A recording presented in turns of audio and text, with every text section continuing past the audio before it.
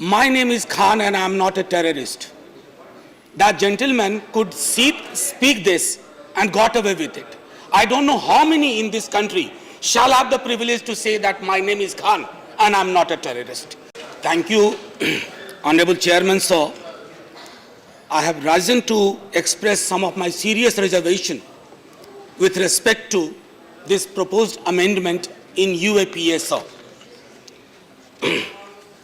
Sir, my name is Khan and I am not a terrorist. That gentleman could speak this and got away with it.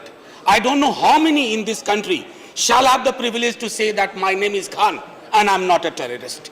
Sir, आपके माध्यम से मैं सदन को एक छोटी घटना सुनाना चाहता हूं और मैं चाहूंगा कि थोड़ा गौर मिस्टर वैश्या। सर, आपके माध्यम से आदरणीय सभापति महोदय, आजादी नई नई मिली थी 48 ईस्वी में। डॉक्टर राम मनोहर लोहिया नेपाल की राजशाही के खिलाफ लड़ते लड़ते दूतावास से आगे बढ़ गए। बैरिकेड लगा हुआ था, उनको लगा देश आजाद हो गया है, बैरिकेड की क्या जरूरत है। सरदार पटेल गृह मंत्री थे, उठा के उनको हिरासत में फिर जेल में डाल दिया। नेहरू जी प्लीड करते रहे सरदार पटेल से कि प्लीज लोहिया बहुत ही अलग किस्म के व्यक्ति, उन्हें छोड़ दो। पटेल साहब ने कहा no, law will take its own course. Sir, ये उस दौर की मैं बात कर रहा हूं 48 में। अब तो मामला बहुत बदल और बिगड़ भी गया है। सर, मैं सिर्फ इतना कहना चाहूंगा कि इस एक्ट की जो मूल प्रेरणा है उसमें सर दिक्कतें हैं, ड्रैकोनियन है, आर्बिट्रेरी है।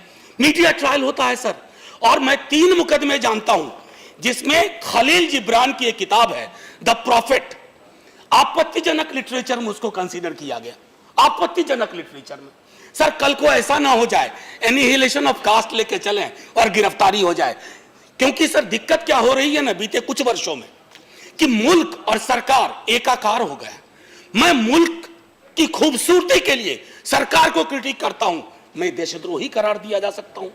और इस अमेंडमेंट के बाद यह संभावनाएं बहुत प्रबल हो जाती हैं। सर, मैं आपके माध्यम से ये कहना चाहता था। सर,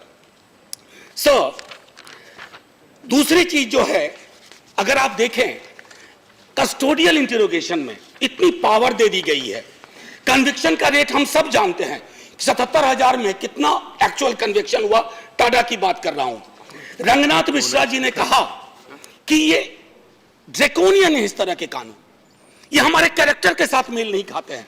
कल कपिल सिब्बल साहब यहां कह रहे थे, पहले उन्होंने कहा बड़े खुलूस से हम ये लेके आए, लेकिन उन्होंने ये भी कहा कि हमने देखा कि इसका नाजायज उपयोग हो रहा है। सर, ये ऑर्वेलियन स्टेट का एक फ्रेम हम लोग ना जाने क्यों एक्सेप्ट करते जा रहे हैं।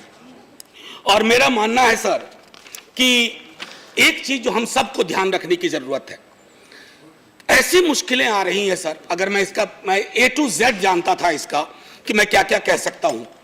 सर, यहां हम लोग कुछ बात करते हैं, मीडिया ट्रायल होता है सर, कई केसेस अभी माननीय मंत्री जी आप गौर करेंगे 15 साल बाद 16 साल बाद बेकसूर होकर निकलता है। सर, कोई हमारे पास मैकेनिज्म है कि 16 साल वापस कर दें, उसकी जिंदगी के सपनों को फिर सहेज के कहें लो तुम्हारे सपने तुमको वापस कर रहे हैं?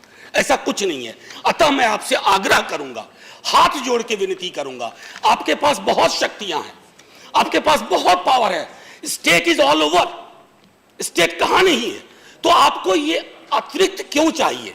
क्योंकि इसके जी सर नजर में रख रहा हूं, इसके माध्यम से सर खास तौर पर कमजोर समुदाय के लोग, सर गरीब जब फंस जाता है ना इसमें। मेरे कई स्टूडेंट सर, मैं दिल्ली यूनिवर्सिटी आने से पहले जामिया मिलिया में था, कई स्टूडेंट सर उर्दू की लिटरेचर, अब तो बड़ा मुश्किल है कि अगर इकबाल बानो बाहर ये गा दे सब तख्त उछाले जाएंगे, सब ताज उछाले जाएंगे, तो मैं समझता हूं कि इकबाल बानो के इस गाने के बाद हम में से कोई भी सर, और आखिर में सर टेररिस्ट किसी को फ्रेम कर देना सर बड़ा आसान होता है, लेकिन उसको उसकी जिंदगी उसके परिवार के साथ क्या बीतती है। आखिरी एक टिप्पणी करूंगा सर, मेरा अज़्म इतना बुलंद है कि पराए शोलों का डर नहीं। मंत्री महोदय, मुझे खौफ आती से गुल से है, ये कहीं मेरे चमन को जला न दे। शुक्रिया सर। Thank you.